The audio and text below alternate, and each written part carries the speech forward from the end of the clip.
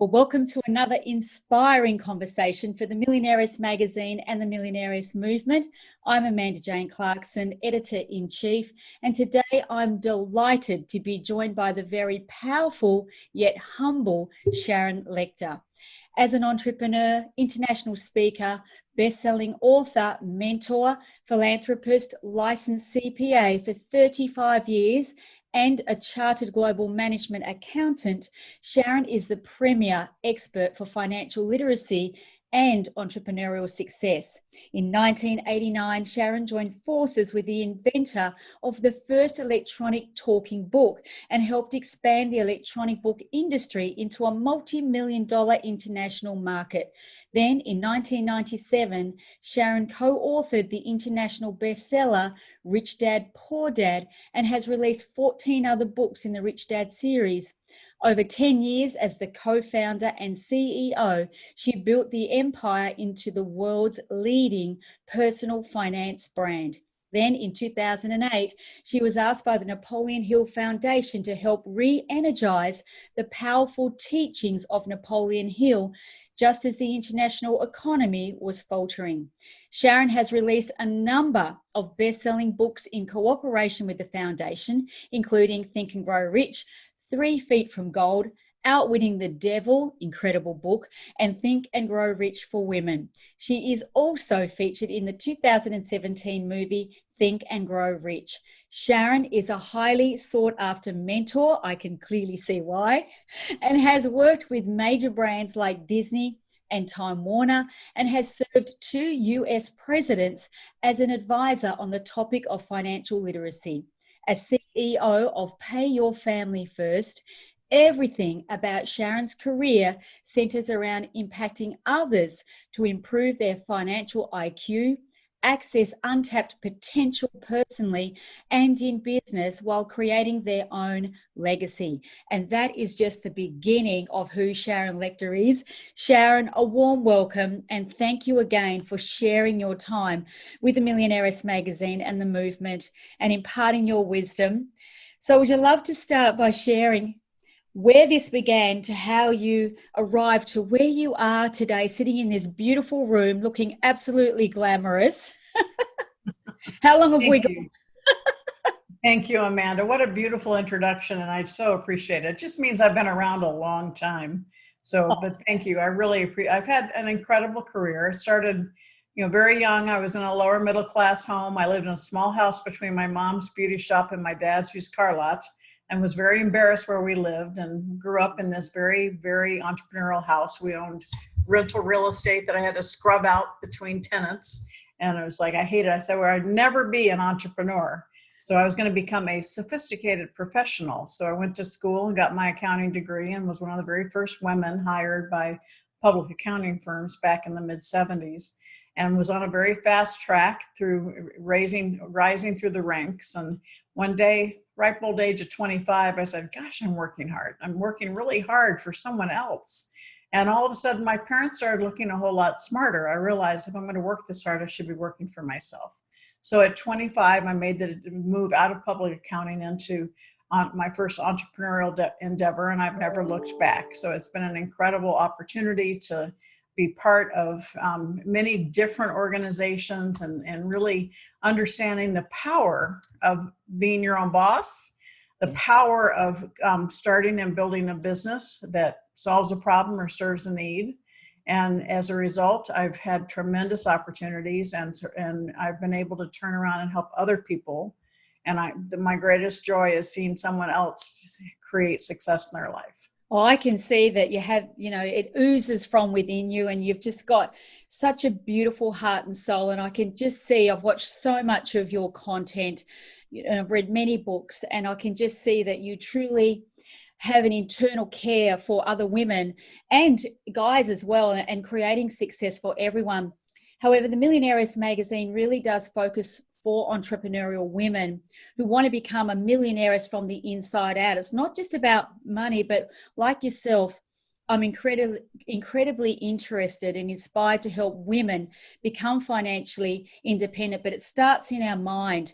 And the question that I'd love for you to share with you so that I can have your view on it is, educating women about money. I've heard you say that in America, and I believe it's for the whole world, that only 1.7% of women who own a business make more than $1 million a year. Why do you believe that is so? Well, and that's one category. Another poll that was just recently taken, moved that up to 4.2%. So whether it's 1.7 or 4.2%, it's critically low. So one of my biggest passions and goals today is to help women entrepreneurs understand how to exceed that $1 million mark, and then let's go to 10 million, and let's keep going up. And a lot of it is the fact that women feel they have to do everything on their own. And so it's really important for people to understand business is a team sport. Have the right people on your team. Have people who are strong where you are weak. Having a mentor, all right? People with mentors, the stats are in. It shows that people who have mentors are far more successful than those who don't. And then the other thing is women don't have that self-confidence. Men can say, I'm an expert. Women go, I'm pretty good at that. And so building up women up, surrounding themselves with people that support them and want them to succeed, as well as in that process, building the self-confidence for women to stand in their own power and really achieve the success that they deserve.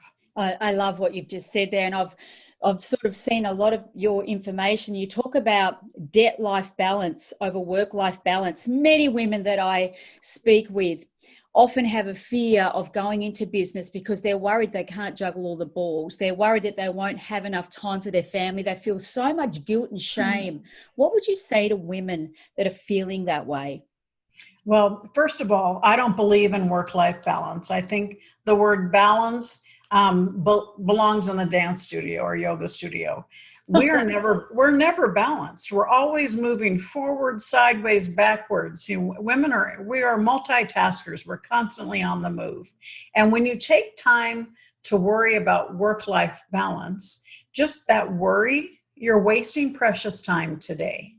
My definition of worry is to pray for what you do not want. Let me repeat that. Worry is to pray for what you do not want. And so you're filling your brain with negative results. And so what happens, you attract negative results. If you can, when I catch myself, because I happen to be a pretty good worrier champion, my mother was the queen of worry. And so I catch myself now. When I saw that definition, it's like, okay, now when I catch myself worrying, I stop and I go, Sharon, stop thinking about what you don't want to have happen. Reprogram and think about what you do want to have happen. And all of a sudden you're shifting and flipping the switch from negative to positive. And it's amazing what happens. And so when you're worrying, you're spending precious time today worrying about something that happened yesterday or something that may or may not happen tomorrow. And so I tell women all the time, if you feel like you didn't spend enough time with your kids yesterday, don't spend precious time guilt tripping yourself today. Just make a different choice today and move forward. Because everything in our life, we have in the last chapter of Think and Grow Rich for Women is called One Big Life. All the other chapters follow the original Think and Grow Rich, but I added chapter 15, One Big Life, because of exactly this topic.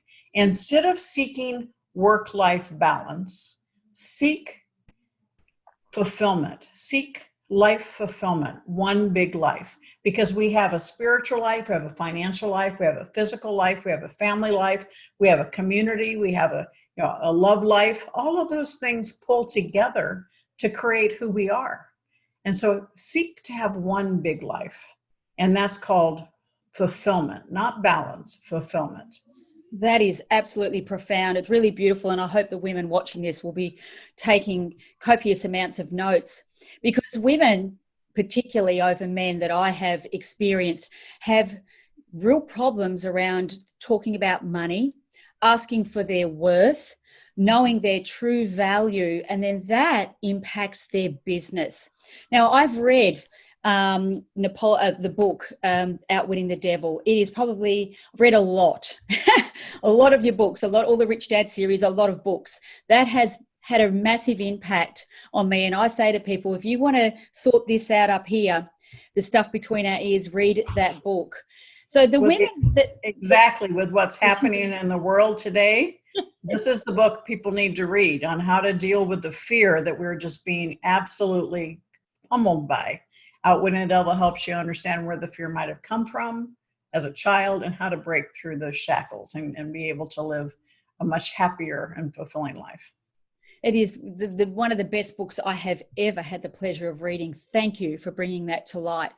So the women that are sitting there going, money's not a good thing, money's evil, and I don't feel that I can ask for it. And they believe that money is separate from spirituality. How would you explain that? And what advice would you give to a woman whose fear around money is stopping her success? Well, let me give you a couple of steps as it relates to that answer. So first, I would challenge them to think about what their parents' philosophy about money was. Did your parents say, save your money, pinch your pennies, save for a rainy day, money doesn't grow on trees, we can't afford it, which more than likely they did. And so as a child, you grew up with money negative, money negative, money negative, and they very seldom talked about money from a standpoint of wealth because it was a taboo subject. And so you have this money negative drilled into your subconscious mind. And that's where the scarcity mindset comes from. It builds in an emotional attachment to money. You're afraid you're never going to have enough. And then if you're fortunate to become successful, you're afraid you're going to lose it. So you have to work on the mindset. And when you realize that where that came from, you can actually look at it and release it and realize that we do live in a world of abundance.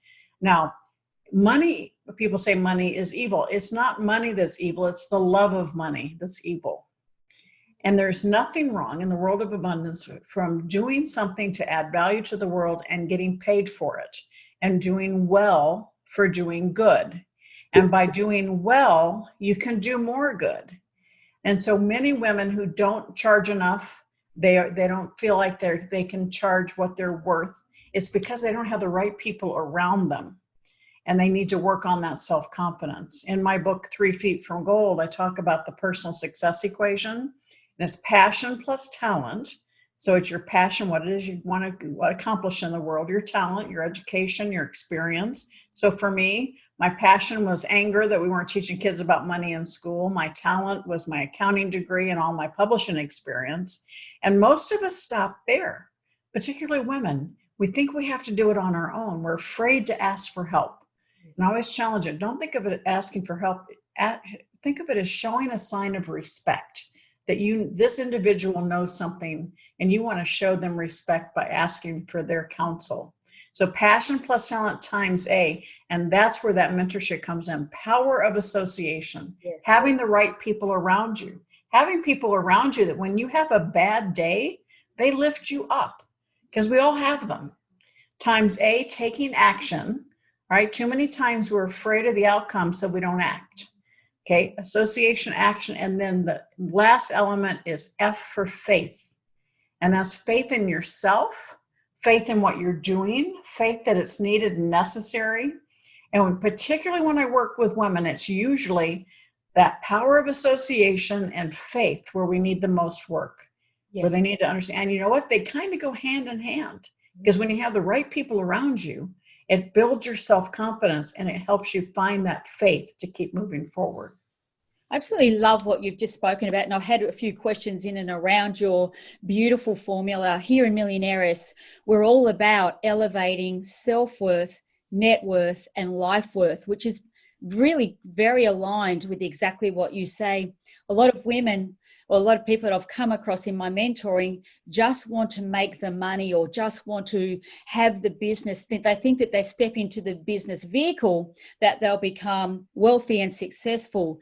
But I say, and I'd love your thoughts on this, it starts with self-worth. And sometimes when you don't have it, you can lean in and borrow that from your mentor, the courage and the faith that you're talking about. How important do you believe self-worth is in comparison to your net worth and your life worth? Well, if you're not willing to invest in yourself, how can you expect other people to invest in you? Yeah. It's very simple. And so if you don't have enough confidence that what you provide is important, and I tell people, don't think of it as selling, think of it as serving, because selling is a transaction. It's a one-time occurrence. But serving means you're creating a relationship, and that relationship can last a lifetime and generate a lifetime of sales.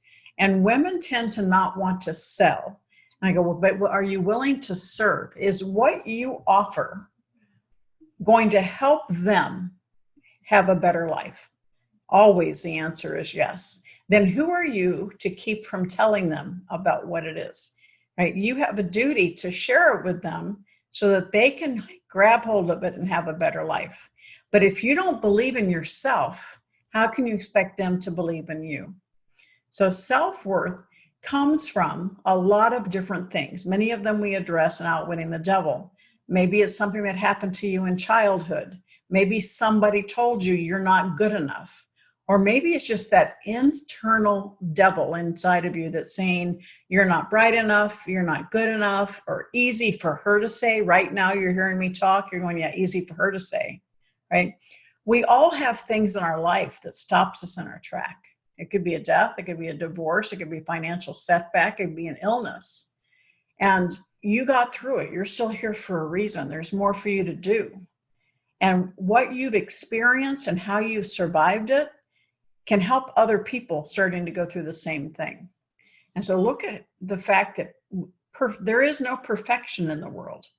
There is only accomplishment through imperfection and service to others. My dad used to ask me every night, Sharon, have you added value to someone's life today? The more I add value to other people's lives, the more I feel better about me. Yes.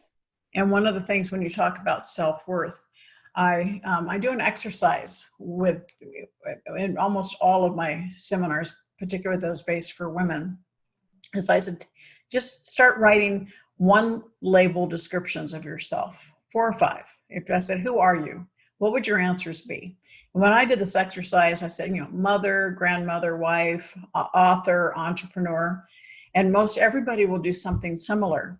And then I asked, how many of you actually wrote down your own name? Fewer than 2 out of 100, no matter what part of the world I'm in. Fewer than 2 out of 100 women will have written down their own name.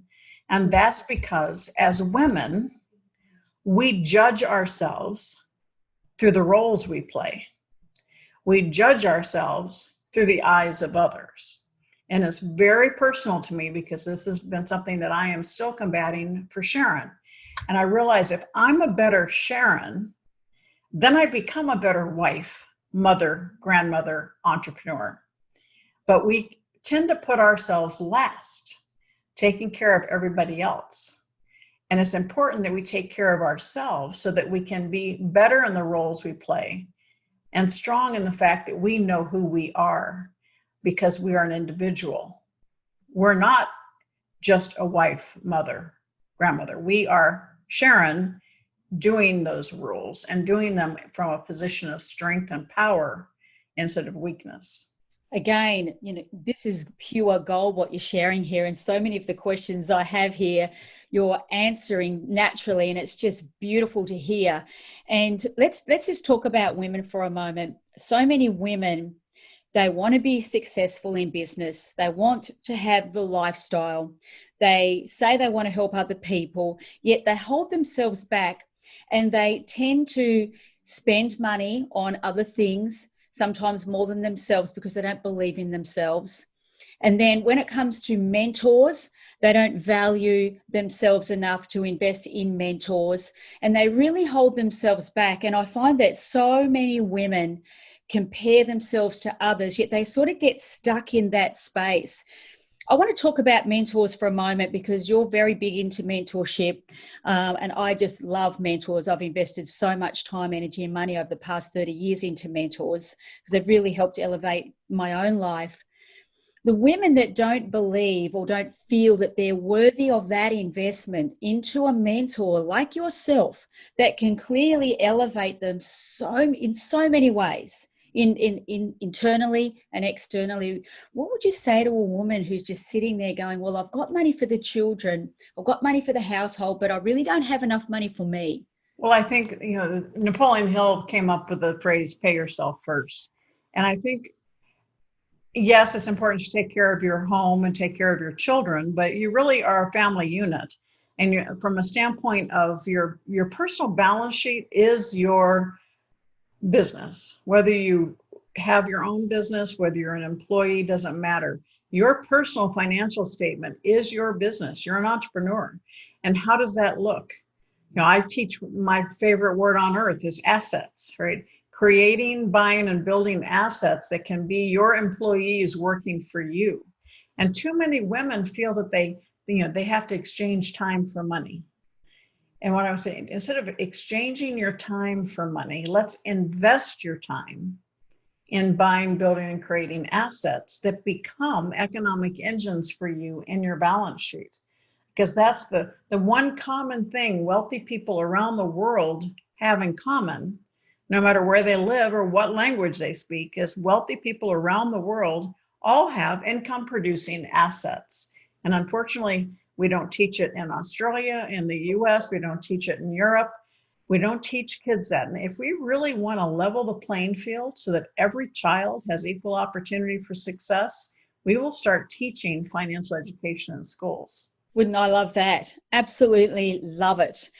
It's, and people just, I don't know what it's like where you come from, but over here we have a thing called the tall poppy syndrome, especially when it comes to wealth, creating assets, creating success in life, comparing yourself to others.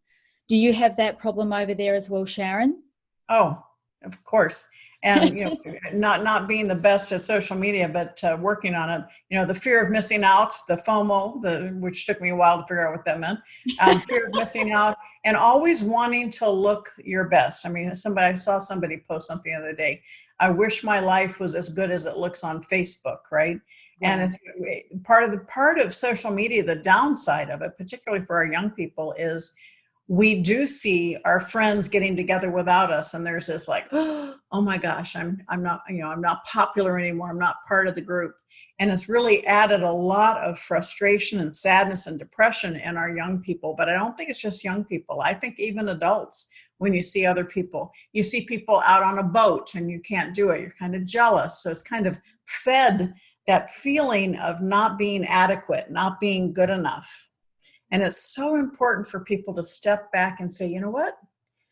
This person that's out on the boat may be up to their eyeballs in debt. Yes. That smile is, they're going to have their boat repossessed next week. You don't know what's on the other side of that equation. And so be grateful for who you are, be grateful for what you have, and find a way to add value to your life through adding value to others, and realize that the grass is not always greener on the other side. And it's something that, people that you see, I hear this all the time. Good friends, 1 month they're out to dinner, the next month they're getting divorced. You're going, you didn't see that happening, right? We don't know what's happening behind other people's doors. And you know what? You just pay attention to what's happening behind yours, and keep the love and the gratitude and fulfillment within your family, and build that strength for your own future. I completely agree with what you're saying. And I'm in my 50s. And so the internet for me didn't happen till I was nearly in my 40s. I sent my first email when I was 40. Can you believe it? I sound ancient. But without the internet back then, we didn't have as much opportunity to compare ourselves. And I say to my ladies, keep the horse blinkers on and compare your actions to your goals. And it kind of keeps the emotional and mental balance, because so many people are out of balance because they spend most of their time looking on the outside instead of the inside. My question for you, Sharon, is how do you stay focused on your own goals, your dreams, and stop that looking around, comparing yourself, bright, shiny object syndrome that is really rampant in today's world? Well, as an entrepreneur, part of becoming, being an entrepreneur, you're very innovative. And so you tend to become susceptible to those shiny object syndromes. But I have people on my team. Angela Topman is one of my closest allies. And she is, like, I call her my velvet hammer. She makes sure that things are aligned. I'll get a phone call and I'll be so excited, and I'll come in, oh gosh, we got this great new opportunity. And she'll say, okay, Sharon, so where does that fit into these priorities that we've established for where we're headed, right? And, I'm going to give her the credit. Sometimes they don't fit in too well. And so I have to okay, learning how to set those boundaries, learning how to have the right people on your team to continue. Does this get me to where I want to go, or is this a diversion? And if that is a diversion, you recognize it. And if you still want to do it, then you know that you're really off course. But always think about and learning how to say no. That's a huge issue for women. Yes. Learning how to say no. And many of them kind of are melbatose. They say, I'll try. And I go, stop saying I'll try. Because that's just you saying, I really don't want to come. I just don't want to make you feel bad. So I'm not going to say yes. I'm not going to say no. I'm going to say, I'll try. Right? No. Stand in your power and say, thank you for the invitation, but I cannot attend. Right? That happens. And so be powerful in who you are and the actions and the decisions that you make. And you're going to feel a whole lot of new opening for you because you have become decisive and you are definiteness of purpose, burning desire, which is in Think and Grow Rich, and both that and Outwitting the Devil, and allows you to focus on what you want to accomplish. And you'll get there a lot quicker when you learn how to set those boundaries and have the right people on your team to keep you focused to your goals. Exactly. And easier said than done for so many women, because they have such a desire, women, to be liked. And I've been there myself. And I have one of my favorite sayings is, thank you. However, no, thank you, not right now. But training myself, it took years to be able to say that, because like every other person, I want to be liked. And sometimes I've noticed along my pathway, and I'd love your input on this, I've had to leave friends and even family, not behind, but just step to the side, move away. And I think a lot of people have that fear of not being liked, not being popular, losing friends, losing respect, the facade. What would you say to women who understand exactly how I've felt and perhaps how you felt along your journey, no doubt? Well, it's human nature. As you start doing something to improve yourself, the people around you, oftentimes the ones closest to you, your family, are going to see you making demonstrative steps to improve your life. Yeah. And maybe they are not. So they recognize you're doing something they're not. What do? They try and criticize you and pull you back. Mm. It's not because of you. It's not that they don't want you to succeed, but they see that you're doing something and they're not, and they want to feel better. They want to pull you back into their comfort zone. And so you really have to put this cone of protection on yourself and say, okay, that's happening, but it's not a reflection on how they really feel about me. It's just them feeling bad about themselves. Keep moving forward, because when you start creating success in your life, they're going to turn around and be the biggest cheerleaders. Now, if it's your family, they may end up asking you for a loan. They want to all of a sudden they want to be part of your success, which again, boundaries become very important. But it's so, one of the biggest, when we talk about overcoming fear and achieving success in your life, two of the most important things you have to focus on is your environment. Who are you hanging out with? Are you hanging out with people who are lazy? Are you hanging out with people who really don't have a definiteness of purpose? Are you hanging out with people who challenge you, push you, question you, open doors for you? Okay, very different environments. One is going to be harder to succeed in. The other one, you're going to find all kinds of new opportunities because you're putting yourself in a position of greatest potential. And the second thing that's such an important factor is how you use your time. Yes. It's the only precious resource we have. You can make money, lose money, and make it back. But once your time is gone, and believe me, you talk about being in your 50s, I'm in my 60s. The time goes by and you don't get it back. So every day is precious. And that's why I say, are you spending time, exchanging time for money, or spending time trying to keep up with other people or trying to be liked? Or are you investing your time in your future in helping others? And believe me, those individuals that you leave behind or that you separate from, they're still there. Yes. And there's a saying, people come into your life for a reason, a season, or a lifetime. All right. And so you need to think, is this person for a reason, a season, or a lifetime? And compartmentalize them, because at this point, your success is up to you. You are the CEO of your own life. And so if you're going to give up your success because of them, you're making a choice not to succeed. And so what choice do you want to make? To succeed or not? And so, Sharon, is it true that we earn in around 10 to 20% of the people that we hang out with and spend most of our time with? Well, I think we talk about looking at the 5 people you hang out with the most, family being all grouped together in one, and Yes. see, what's their level of income? Where do they get their money from? Or are they wage earners? Or are they business owners? Are they investors? And then say, if you look at those 5 people that you hang out with the most, you're probably going to be similar to them. And if you want to break out and start becoming more of a successful business owner, or you want to become an investor, find out who you can hang out with. It's going to challenge you and open doors for you and give you new opportunities, because the opportunities are there.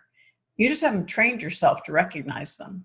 And when you hang out with the people that recognize them, you'll start recognizing them too. Exactly. And that's what I say. Get out of your 5-kilometer radius, go out, go to seminars, meet people, invest in yourself. I like to say it's the power of association. As I say, when I start working with somebody, it's usually that power of association and faith that needs the most work, and they go hand in hand. I tell them, when was the last time you went to a new networking group? When was the last time you expanded your network? When was the last time you reached out to new opportunities? And invariably, that's when their business has plateaued, because they've stopped expanding their networks. And that's so important for people to think about. And I challenge them, when was the last time you did something for the first time? Because people tend to get complacent and stay in their comfort zone. yes. So I'm constantly challenging myself. What can I do that I've never done before? When was the last time you did something for the first time? Because that triggers your imagination. It triggers your creativity. It can also trigger a little fear, because it's fear of the unknown. But you know what that happens? That fear turns into focus and energy. And then you're proud of yourself because you tried something new for the first time. And that's what I love about mentors and masterminds, because so many people are frightened of making a mistake. And that's part of the growth, part of the journey. And do you believe that that's the power of having the right mentor and being inside the right mastermind gives you the opportunity, because we all make mistakes. That's part of the entrepreneurial journey that helps you just keep moving up that mountain of success that you want to get to the top of. Well, mistakes are learning opportunities. Yeah. There was a quote that I heard a couple of months ago that I just love, and I can't remember who said it, but it was, a smart person learns from their mistakes. Totally agree with that. A genius learns from other people's mistakes. Love it. And that's the power of having a mentor, because a mentor is going to have made mistakes. They're going to help prevent you from making them as well. And so a genius is somebody who has a mentor who's helping steer them around pitfalls, opening doors, seeing opportunities, creating new revenue streams because of their seasoned experience, advice. And women in particular, it's like we make a mistake, it's like an old sack of potatoes. We just keep carrying those mistakes around with us. Men typically go, oh, okay, that happened, next. Women, we tend to define ourselves. And so my strongest message to women is a mistake is an occurrence, not a definition. And too many women use a mistake as it defines them. I am a failure. No, you are not a failure. You made a mistake. You're human. So learn from it so you don't make the same mistake. But it does not define who you are. Believe me, I've made tons of mistakes, and I expect to make a lot more of mistakes, because that's how you learn. Exactly. And there's no one side of the coin, no straight road to success. And there is so much value here that you're sharing, and I so appreciate it. This is just an incredible conversation, and critical. I love to say to people, success or this entrepreneurial journey, it's not about what you get, it's about who you become. Now, I've heard you talk about who are you becoming. Would you love to share a little bit about how you describe that, and the importance about who you become? Yeah, I talk to people all the time. Are you doing or are you becoming? And again, that's part of, are you spending time, wasting time? So you're just kind of going through life. And in Outwitting the Devil, it talks about drifting, right? Yes. So a drifter is somebody who says, easy for her to, whatever, go with the flow, follow the crowd, never being decisive in what they want. And so they have no definite purpose. They have no goal. They just they're like bumpers in bowling, or bumper balls, right?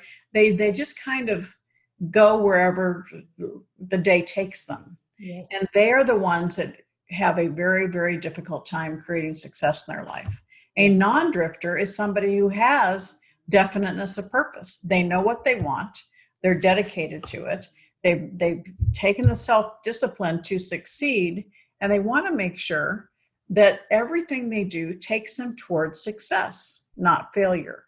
And that's something that is so important for us to remember. Are we becoming who we are willing to be? Are we becoming who the success that is right there waiting for us? Or are we just existing? Are we spending time or investing time? And that's the biggest question I have with everybody I work with. How do you spend your time? And who are you becoming? A couple of weeks ago, I had an event, and I had somebody who wanted to support the event and was willing. I've talked about this a little bit in the last few weeks, but I think it's an important analysis, because are you brand consistent, mission consistent? So I had somebody that wanted to write me a check to sponsor an event. And when I did research on her, she is vulgar when she's on stage. And I go, not happening. The money wasn't worth it to me. Yeah. I don't need to use bad words. I can't say I never have used them, but I certainly don't use them from stage. Exactly. And it would impact my brand if I invite that into my space. And so who am I becoming? Okay, I would have become someone I wasn't very proud of if I had done that. And so who are you becoming? Are you becoming someone that you can be proud of? Are you becoming someone that when you look in the mirror, you go, great job today? Are you becoming someone, success is really not about money in the bank. Success is not about a lot of the things we think it is. Success is really, my definition is, how do you feel about yourself when you look in the mirror? And it has nothing to do with your reflection. Do you realize, again, my dad asked me each night, did you add value to someone's world today? He's been gone 14 years, but I still ask myself that every single night. And it's about being fulfilled and making a contribution. There's nothing wrong with having a vacation and just enjoying life for a few days. But who are you becoming in the process? So are you doing? And when I talk about, as it relates to business, are you caught up in busyness? Yes. Okay. You just stay busy so you feel like you're accomplishing something. Are you working in your business, or are you working on your business? Because if you want your business to become all it can be, you need to be working on your business. You need a mentor. A mentor is going to help you become the better version of you. So just love everything you're saying here. And honestly, I would love to be taking notes, but I've got so many other questions. It's just brilliant. And I appreciate everything you're sharing. Let's talk about that for a moment. Standards, who you're becoming. Do you have standards for all areas of your life? Because how you show up in one area kind of spills over into other areas from my perspective. But I'd love to hear your viewpoint and how you start your day and plan your day. Well, again, that's a multi-tiered question. So I'll start with, yes, And a lot of young people are finding out today that their behavior on social media is costing them positions and opportunities because employers are doing their research. So you need to be consistent. My hope is that people, when they see me at the grocery store, I may not look the greatest. I may be in shorts and a t-shirt, but that I'm the same person that I am right now as I'm speaking to you. I'm the same person as when I'm on stage. My speech maybe change, the emphasis may change, yes, but I'm still the same person inside and out, 24/7. And it's important for people to do that, because the person that can cost you the most in life is you. Yes. By what you say, what you do, and how you behave. And so it's very important for us to be consistent in all aspects of our life. And that is hard for some of the younger generation, because they go, oh, I'm off the clock, right? In this world that we are in, people are never off the clock. There's always somebody around you with a camera. And so it is important for people to be consistent in how they live. And I think it's definitely, if you are in the public eye, I'm gonna actually talk out of both sides of my mouth, because there are a lot of people in media and in the public eye that say even bad press is good press. And from their perspective, maybe it is, because it gets them into the public, right? And from a standpoint of public exposure, with the way press is today, as negative as it is, that's probably true. The issue is, am I willing to step into an arena in order to get negative press on purpose to make that happen? And the answer is a resounding no. I would rather not have the press and be who I am and face, do what I do on a consistent basis, than try and attract press by being stupid or being controversial. Couldn't agree more. And I've got no idea what it's like there, but I've noticed a lot in Australia and overseas that a lot of people are starting to use profound language, language that probably isn't for what you'd call the stage. Do you believe, as a woman, that in today's day and age we can get away with it? It's just really interesting, and the language is, not something that you would probably usually speak in and around children, certain people, but I've noticed it's becoming more and more common. As a mentor yourself and such a wise woman, do you believe that in the future that could really come back to bite them on the backside, or is it just the world we live in now? Yeah, and that's kind of a difficult question for me to answer, because what I hope and what I fear are two different answers to that. There are women in the media today that are, are motivational speakers and authors that use vulgarity when they speak, and they're very, very popular. Right? It saddens me, because I believe they could reach a wider audience if they didn't use a vulgarity. But is it a reality today? Yes. Do I fear that it's going to become the standard? Yes, a little bit. But I'm not going to go there. And in hopes that there are enough people out there that don't want that they'll gravitate away from it. That more, I've talked quite a bit during this pandemic about people talking about they see the light at the end of the tunnel. I go, you're giving up your power when you see the light at the end of the tunnel. Don't wait for the light at the end of the tunnel. Become the beacon of light. Beautiful. And as you become the beacon of light, you attract others to you and shine their lights, and you can truly make a difference. And so as it relates to your question, I fear that it is here to stay, but I also hope that we will ignite enough people that want to learn through positivity and want to be able to create a tribe, a community based on no profanity and vulgarity. And is there a time maybe when I might say, hell this, or, I probably, a word will slip, but never intentionally and never at the level that many people use. There are people out there using vulgarity that don't need to. Their message is sound and is strong, but somehow they feel like they got to punch it with these words that just are shock value. And that's part of the media, the shock value. So I don't know if I'm answering your question the way you wanted me to, but it's what I fear, but not what I hope. So. I'm with you 100%. I'm no angel. Two sides of life, two sides of the coin. Some days I'm up, some days I'm down, positive, negative, everything. No one's perfect. However, just as a professional, and I've been on stage for many years, just like yourself, following in your footsteps here, that I'm not sure that it's needed. And I watch it around me because I see many young women deciding to go into business and they're not sure which mask to put on.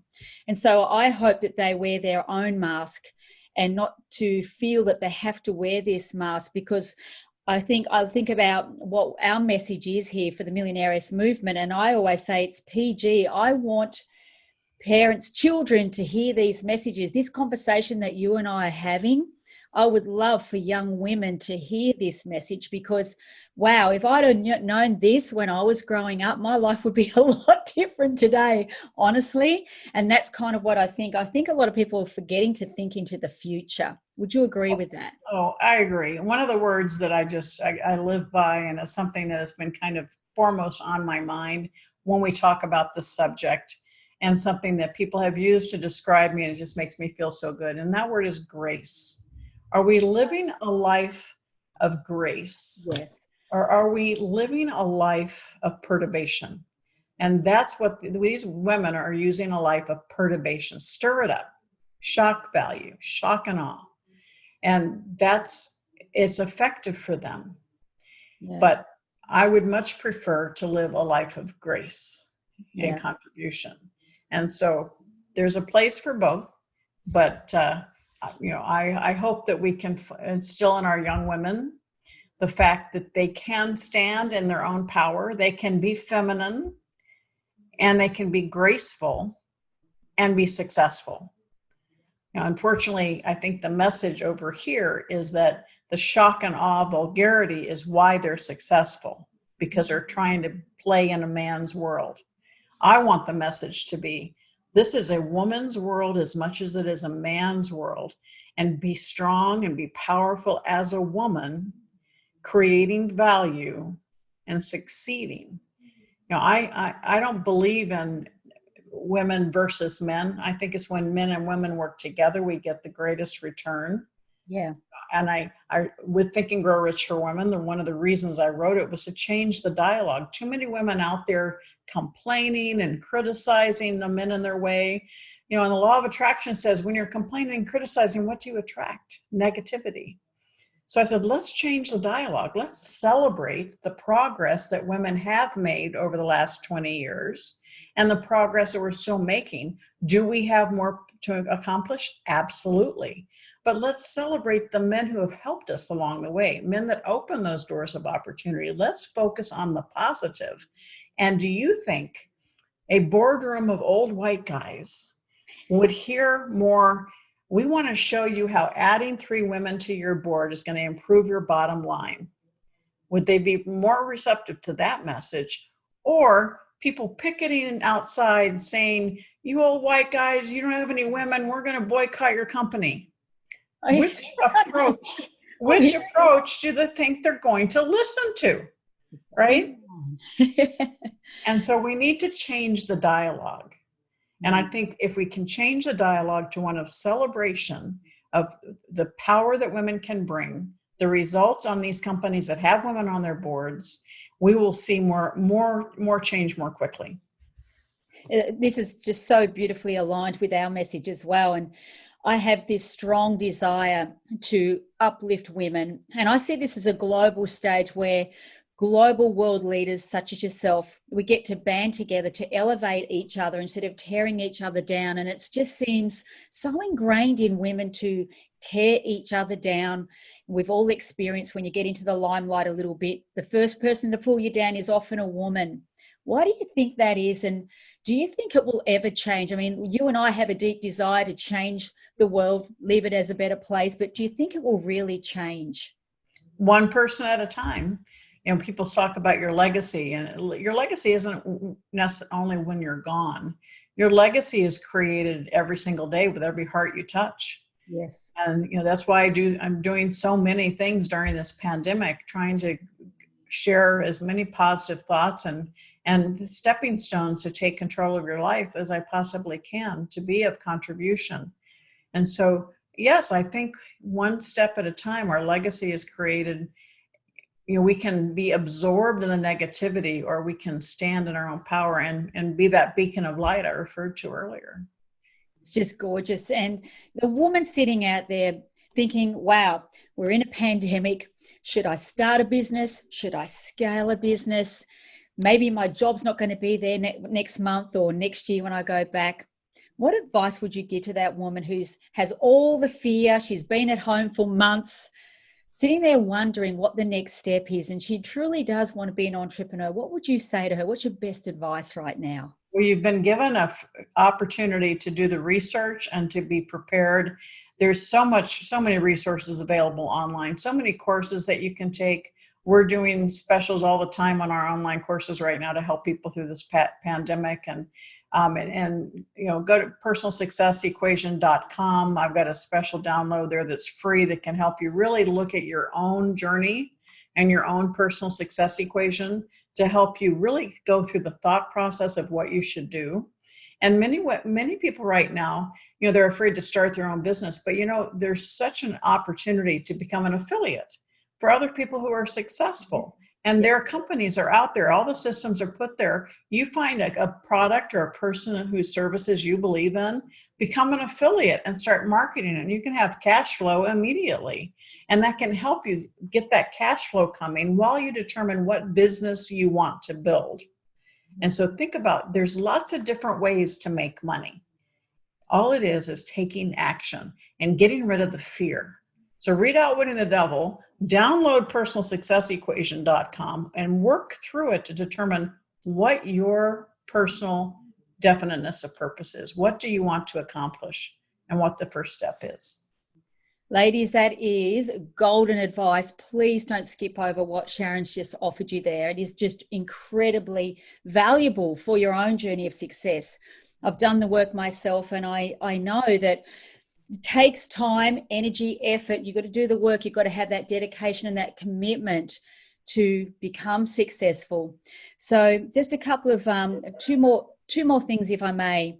Is there anything else that you would love to say to a woman listening to this interview, watching this interview? Just anything from your heart that you would love to share. Last message before I have one last question. Well, every one of you is an expert. Nobody's walked in your shoes. Nobody's had the successes that you've had. Nobody's had the, not failures, but learning opportunities that you've had.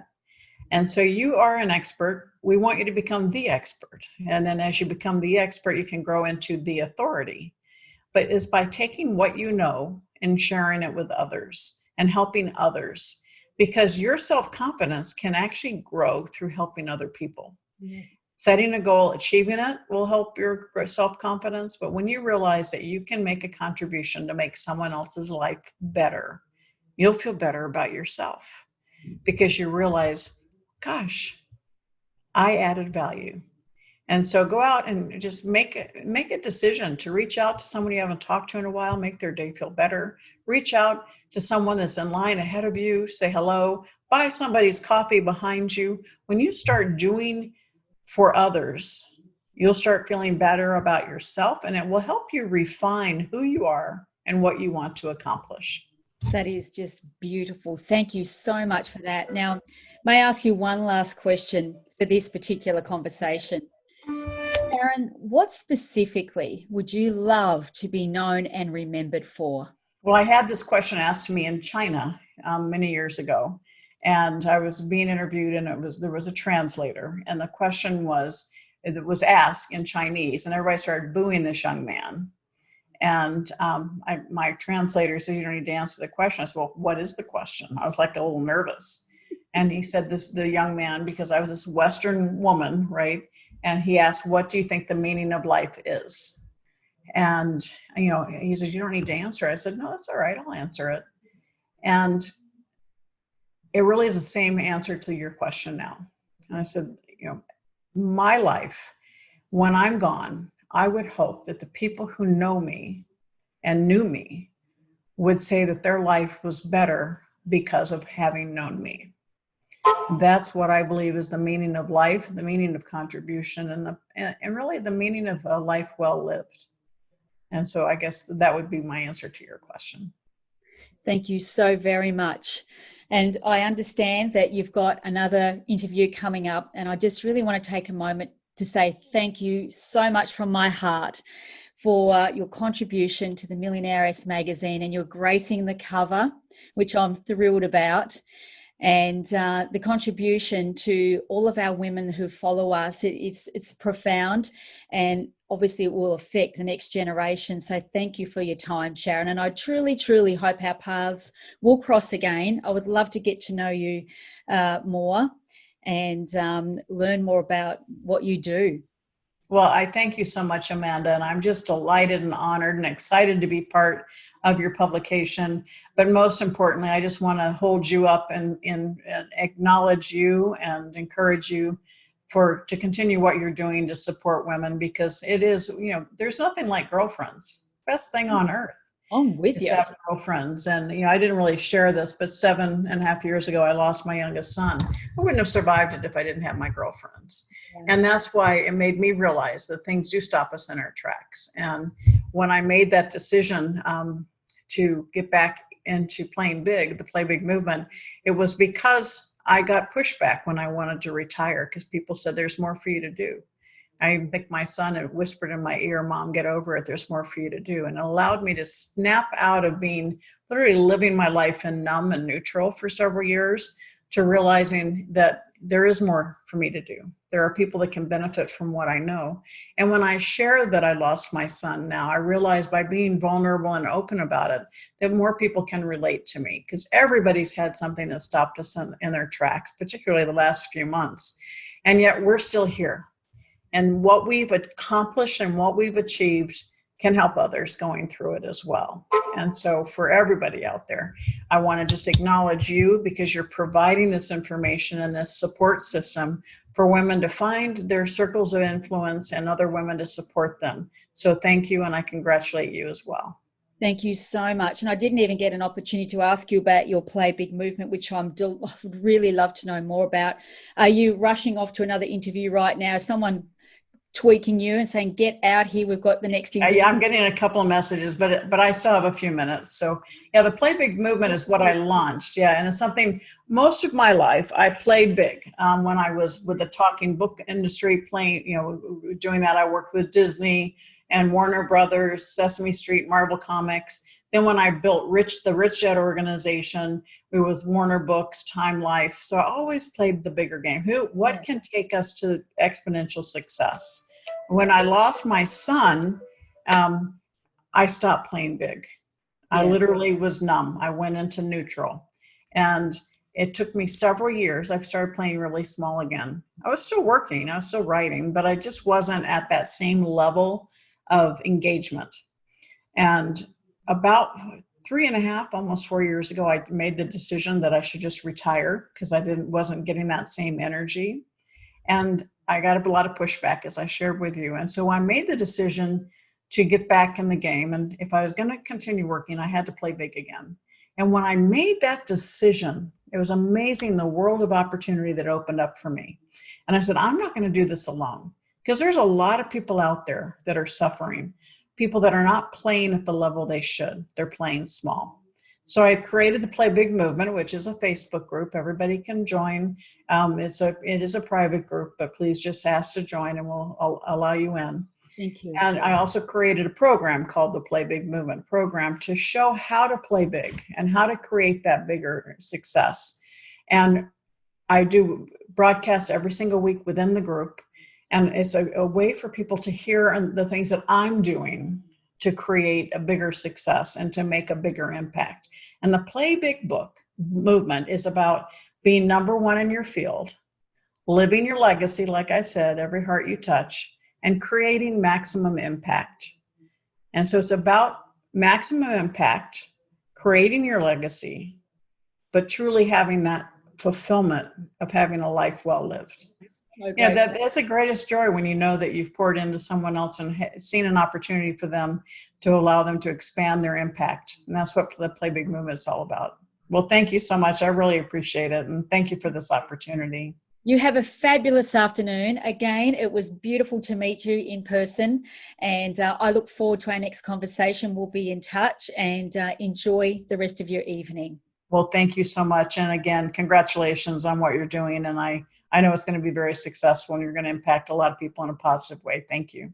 Thank you. Good night, Sharon. Bye for now. Take care. Bye-bye.